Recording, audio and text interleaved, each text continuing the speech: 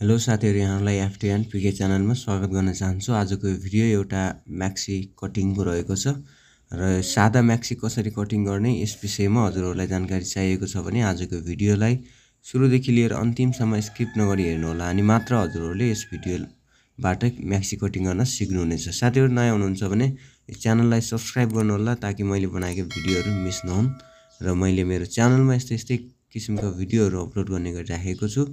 र यदि तपाईहरुलाई यो भिडियो मन परेको छ भने एक लाइक गर्नु होला। ल त साथीहरु, आजको भिडियोलाई सुरु गरौँ।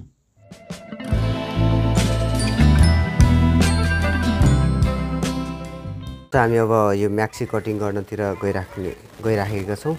यो म्याक्सीलाई कसरी कटिङ गर्ने, यो पनि अगाडि पाइपिन वाला डिजाइन भएको म्याक्सी हो र मैले अगाडि 2-3 म्याक्सीको भिडियो पनि अपलोड गरेको छु। तपाईहरुले चाहिँ त्यो भिडियोको लिंक डिस्क्रिप्सनमा र आई बटनमा र एन्ड स्क्रिनमा पाउन सक्नुहुन्छ। अब चाहिँ हामी लगत्तै लागौं यो म्याक्सी कटिङ गर्नको लागि। यसको लम्बाइ रहेको छ 54 इन्ची र यसको छाती 35 इन्ची रहेको छ र यसको मोडी चाहिँ 14 इन्ची रहेको छ र बाउला चाहिँ 2 इन्ची रहेको छ। यस नापमा म कटिङ गर्छु र कसरी कटिङ गर्ने सबै प्रक्रियाहरू हजुरहरूले राम्रोसँग हेर्नु होला। हामीले सुरुमा चाहिँ यसरी यो चाहिँ 4 वटा पल्ला यसरी राख्नुपर्ने हुन्छ। यो 4 पल्ला छ यसमा।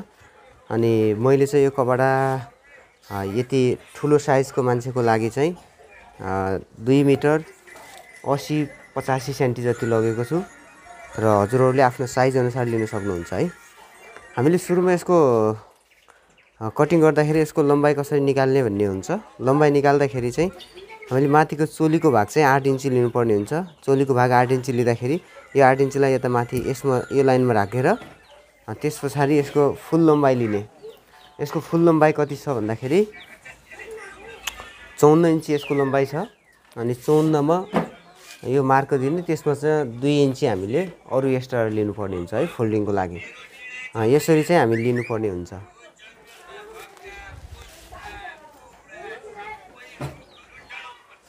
अनि यसरी अब यहाँदेखि यहाँसम्म चाहिँ कति इन्ची छ त्यति नै हामीले पर पनि राखेर अनि यसमा चाहिँ हामीले कटिङ गर्नुपर्ने हुन्छ है। यसलाई चाहिँ निकाल्नुपर्ने हुन्छ कटिङ गरेर। यसरी चाहिँ मैले यसको तलको म्याक्सीको भाग चाहिँ कटिङ गरिसकेको छु। यसमा चाहिँ 4 पल्लामा छ। यो अर्ज साइडमा राखेको थिएँ मैले। यसरी सिंगल गरी हेर्यौँ भनेदेखि हाम्रो यस्तो हुन्छ। यो चाहिँ यताउता चाहिँ अर्ज हो। हाम्रो चाहिँ चुना पर्ने भाग चाहिँ यहाँ माथिबाट पर्छ, यसरी पर्ने हो। र यसलाई चाहिँ अब हामीले कटिङ गरेका छौं र यसलाई राखौँ। त्यसपछि यसको माथिको चोलीको भाग चाहिँ कटिङ गर्नुपर्ने हुन्छ। चोलीको कटिङ गर्दाखेरि अब यसरी यो कभरलाई सिंगल बनाउने। यस्तो बनाइसकेपछि यसपछि यस्तो बनाएर हामीले यसरी राख्नुपर्ने हुन्छ है। यस्तो गरी राख्ने। त्यसपछि यहाँनिर चाहिँ सिधा एउटा लाइन तान्नुपर्ने हुन्छ। त्यसपछि यसको लम्बाइ चाहिँ 8 इन्ची लम्बाइ छ। त्यो 8 मा चाहिँ हामीले आधा इन्ची एक्स्ट्रा लिन्छौँ। आधा इन्ची चाहिँ हाम्रो सिलाइमा जान्छ है। यसरी चाहिँ आधा इन्ची मैले एक्स्ट्रा लिएर यसलाई कटिङ गर्छु। यस्तो मार्क दिएँ। त्यसपछि यसको गला खोल्ने भाग चाहिँ हामीले 2 इन्ची जति गला खोल्ने भाग लिन्छौँ र त्यसपछि 3.5 इन्ची जति हाम्रो चाहिँ माथिको यो काँधीको भागलाई चाहिँ लिनुपर्ने हुन्छ। त्यसपछि यसको गला लम्बाइ चाहिँ 6.5 इन्ची जति लैजाम र तल पनि 2 इन्ची।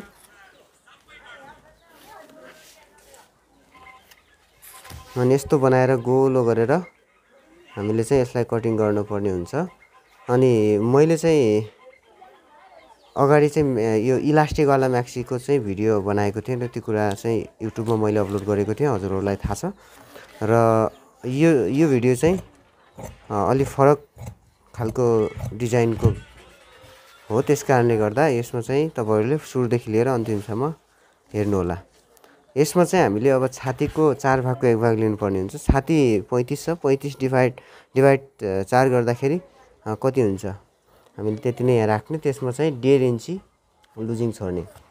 अर्थात् 35 लाई भागा 4 गर्दाखेरि हाम्रो चाहिँ 9.5 भएको छ। त्यसमा चाहिँ मैले 1.5 इन्ची लुजिङ कपडा राखेको छु।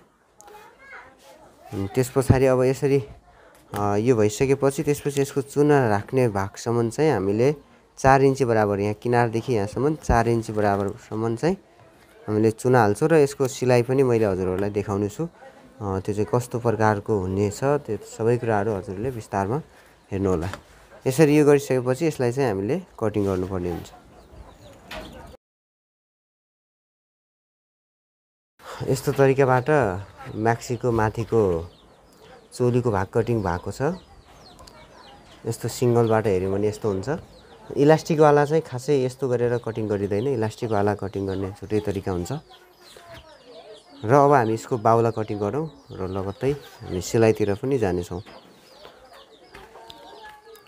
बाहुला कटिङ गर्दाखेरि यसरी हामीले फोल्डिङ गर्नुपर्ने हुन्छ। यसको चाहिँ डबल फोल्ड बाहुला हो। यसरी राखेर डबल फोल्ड बाहुला बन्नुपर्ने हुन्छ। यसमा यस्तो बनाएर राख्ने।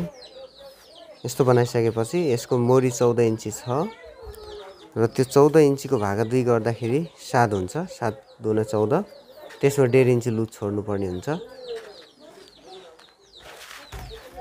अनि यसरी लुज छोडिसकेपछि यहाँनिर यस्तो प्रकारको क्रस दिने, त्यस पछाडि चाहिँ यस्तो बनाएर घुमाएर हामीले राख्न सक्छौँ है।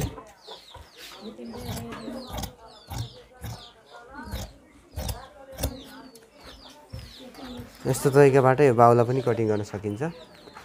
हजुरहरूलाई यो कटिङ कस्तो लाग्यो? यो म्याक्सी कटिङको भिडियो हजुरहरूलाई कस्तो लाग्यो, मन परेको छ भने एक लाइक गर्नुहोला र च्यानलमा पहिलोपटक हुनुहुन्छ भने सब्सक्राइब गर्नुहोला मैले बनाएका यस्तै भिडियोहरू पाउनको निम्ति।